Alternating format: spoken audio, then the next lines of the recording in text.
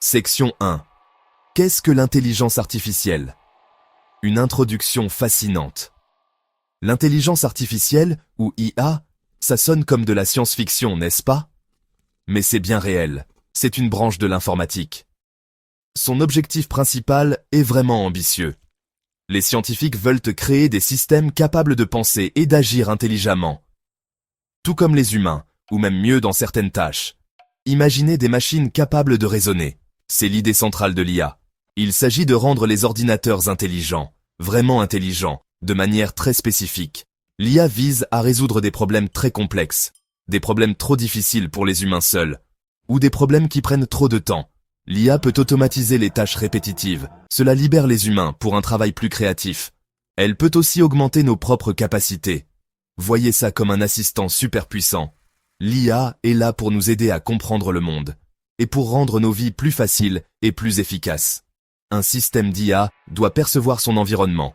Il utilise des capteurs, comme des caméras ou des microphones. Il collecte des données du monde qui l'entoure. Ensuite, il doit raisonner et prendre des décisions basées sur cette compréhension.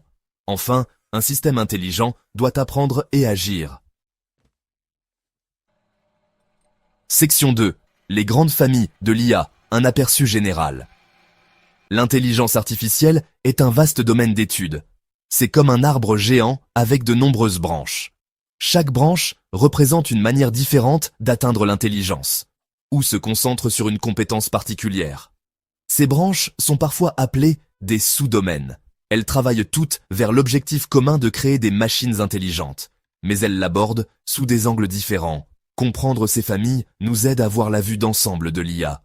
L'une des familles les plus importantes est l'apprentissage automatique. L'apprentissage automatique, ou ML, de l'anglais Machine Learning, est un élément essentiel de l'IA moderne. Il s'agit de créer des systèmes qui peuvent apprendre à partir de données. Au lieu de programmer un ordinateur pour chaque étape, on le laisse apprendre. Il apprend des modèles et prend des décisions basées sur ce qu'il a vu auparavant. Cette capacité d'apprendre est incroyablement puissante. Ensuite, il y a l'apprentissage profond. C'est un type spécial d'apprentissage automatique. L'apprentissage profond utilise des structures inspirées du cerveau humain. Celles-ci sont appelées réseaux de neurones artificiels. D'autres familles importantes incluent la vision par ordinateur et le traitement du langage naturel. Les systèmes experts capturent l'expertise humaine. Les robots intelligents combinent l'IA avec des corps physiques. Section 3. L'apprentissage automatique. Quand les machines apprennent. Parlons un peu plus de l'apprentissage automatique, ou ML. Il est vraiment au cœur de nombreuses avancées en IA. Imaginez que vous voulez qu'un ordinateur reconnaisse des photos de chats. Avec la programmation traditionnelle, vous écririez des règles très spécifiques. S'il a des oreilles pointues, des moustaches et de la fourrure, alors c'est un chat. Mais c'est très difficile à faire parfaitement. Il y a tellement de variations. L'apprentissage automatique offre une autre manière de faire. Au lieu d'écrire des règles, nous montrons à l'ordinateur des exemples. Beaucoup d'exemples. Pour notre problème de chat, nous lui montrerions des milliers de photos. Certaines photos seraient des chats, d'autres ne seraient pas des chats. Nous donnons ces données à un algorithme d'apprentissage automatique. L'algorithme recherche des modèles dans les données. À partir de ces modèles, l'algorithme construit un modèle. Ce modèle peut ensuite être utilisé sur de nouvelles photos pour faire des prédictions. Section 4. Plongée en profondeur. Apprentissage, profond et réseau de neurones. Maintenant, plongeons encore plus profondément dans une partie spéciale de l'apprentissage automatique. C'est ce qu'on appelle l'apprentissage profond. Il est à l'origine de réalisations étonnantes en IA récemment. Les algorithmes d'apprentissage profond utilisent des structures complexes appelées réseaux de neurones artificiels. Ces réseaux sont inspirés de la façon dont les neurones sont connectés dans notre propre cerveau. Ces réseaux de neurones ont des couches de neurones interconnectées. Chaque neurone est une petite unité de calcul. Il reçoit des entrées, effectue un calcul simple et transmet une sortie à d'autres neurones. En apprentissage profond, la partie « profond » signifie qu'il y a de nombreuses couches. Chaque couche apprend à reconnaître différentes caractéristiques à partir des données d'entrée. Cette manière hiérarchique d'apprendre est très efficace. Elle permet au modèle d'apprentissage profond de comprendre des données très complexes. Cela repousse les limites de ce que l'IA peut faire. Section 6. Au-delà de l'apprentissage. systèmes experts et robots intelligents. Bien que l'apprentissage automatique soit très important, l'IA est plus vaste que le simple apprentissage à partir de données. Regardons les systèmes experts. Ceux-ci ont été l'un des premiers succès en IA. Ils ont commencé à apparaître dans les années 70 et 80. L'idée principale est de capturer les connaissances d'un expert humain, un expert dans un domaine spécifique, comme la médecine ou l'ingénierie. Ces connaissances sont ensuite encodées dans un programme informatique. C'est comme créer une version numérique d'un expert. Les systèmes experts ont deux parties principales. Premièrement, une base de connaissances. Celle-ci stocke tous les faits et règles concernant un domaine particulier. Par exemple, des règles pour diagnostiquer une maladie. Deuxièmement, un moteur d'inférence. C'est comme la partie raisonnement du système. Il utilise la base de connaissances pour résoudre des problèmes. Il peut poser des questions et fournir des recommandations ou des solutions.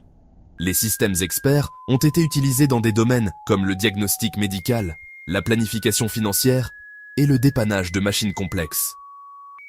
Passons maintenant aux robots intelligents. C'est là que l'IA rencontre le monde physique. Un robot intelligent est plus qu'une simple machine automatisée.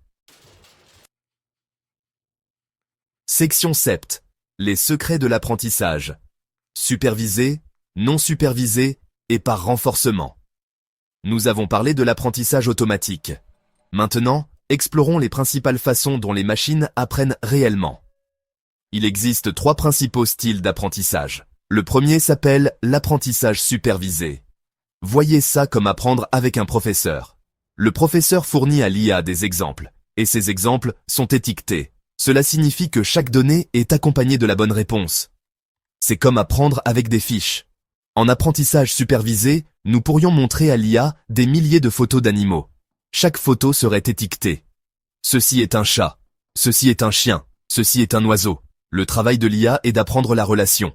Elle apprend à faire correspondre l'entrée, la photo, à la sortie correcte, l'étiquette.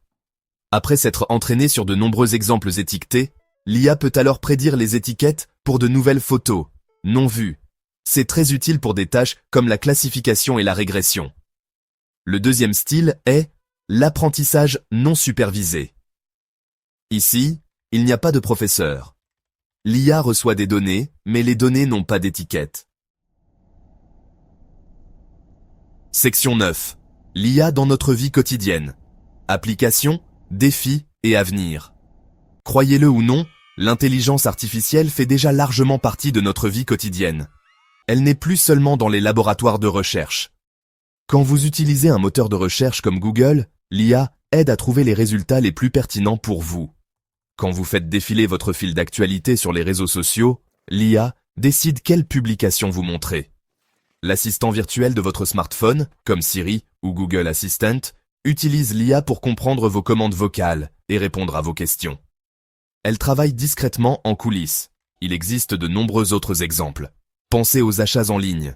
Les sites de e-commerce comme Amazon utilisent de l'IA pour vous recommander des produits que vous pourriez aimer. Les services de streaming comme Netflix utilisent de l'IA pour suggérer des films et des séries télé. Les banques utilisent l'IA pour détecter les transactions frauduleuses par carte de crédit. Les applications de navigation comme Waze ou Google Maps utilisent l'IA pour trouver les itinéraires les plus rapides et prédire le trafic.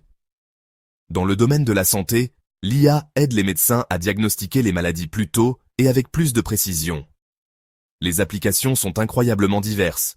Cependant, l'IA s'accompagne également de défis et de limitations. Un grand défi est le biais des données. Si les données utilisées pour entraîner une IA sont biaisées, l'IA peut prendre des décisions injustes ou discriminatoires. Un autre problème est l'interprétabilité. Certains modèles d'IA, en particulier les modèles d'apprentissage profond, sont comme des boîtes noires.